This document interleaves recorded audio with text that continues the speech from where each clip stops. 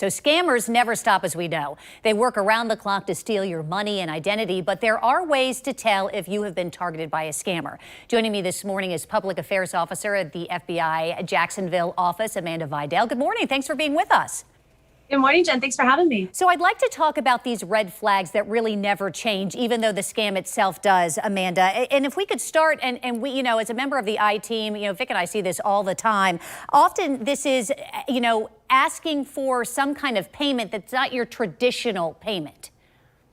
Yeah, I think scammers are always looking for ways to skirt the law, right? So particularly when it comes to payment, that's a huge red flag. They're going to ask you to use usually some sort of virtual currency, which is very difficult for law enforcement to track, perhaps Bitcoin, something like that.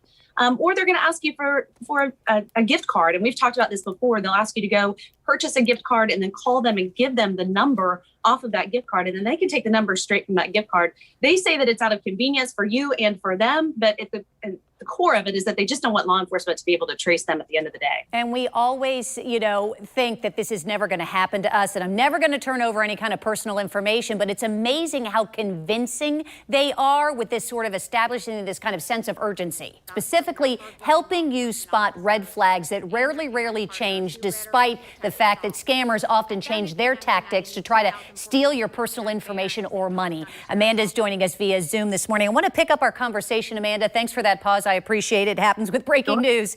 So we discussed that these scammers give this sort of sense of urgency and are very convincing, particularly among our elderly community.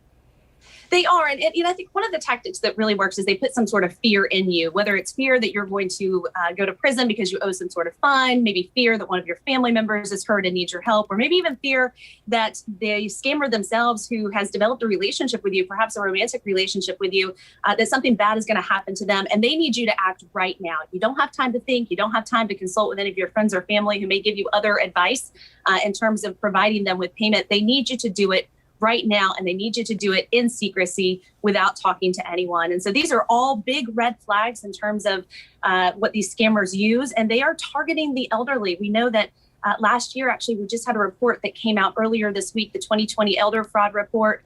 Out of 800,000 people across the country that filed reports with us, they lost a total of $4.1 billion, and 28% of those complaints came from people over the age of 60. They are a kind, giving, respectful segment of our population, and they have resources available to them. They own property, they have money in their accounts. Sometimes they have regular money coming in terms of government payments. And so they are prime targets for these scammers. And we really need to lend a hand to our elderly friends and family members to help them understand that these scams are out there. And the reality is they're very trusting as well, So one other thing that I have actually noticed, because I've received a couple of these frequently via email, is usually a red flag is if there's a misspelling. Is that because many of these come from another country?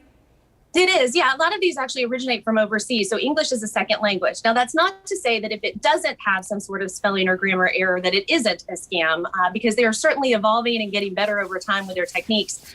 But because a lot of them are using English as their second language, you are going to see some common grammar and spelling mistakes. And it's just one of those things that you have to watch out for. And not one of these red flags in particular means necessarily something is wrong. When you have multiple of them put together, that's a big sign that you need to stay away from this opportunity that they're offering. And it's interesting, too, because the way that they try to carry out these scams can vary in terms of, how they contact you.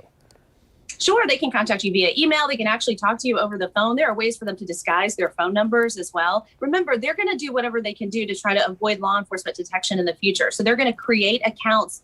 Their emails may look legitimate, but they actually also have maybe spelling errors in them as well. You really have to be careful. And if they're asking you to click on a link in order to access something, again, be very, very cautious with that. They could actually be putting a virus or some sort of malicious software into your device to be able to access your personal files. We see that evolve into other cybercrimes like ransomware as well. So these are all big red flags that you need to stay away from for a variety of reasons. Amanda, great information, great on the red flags. We hope that our viewers can really learn from this. And for those of you who have an older relative, please call them. Let them know about these red flags. We hate to see our senior citizens fall for this. Amanda, thanks for your time again. Appreciate it.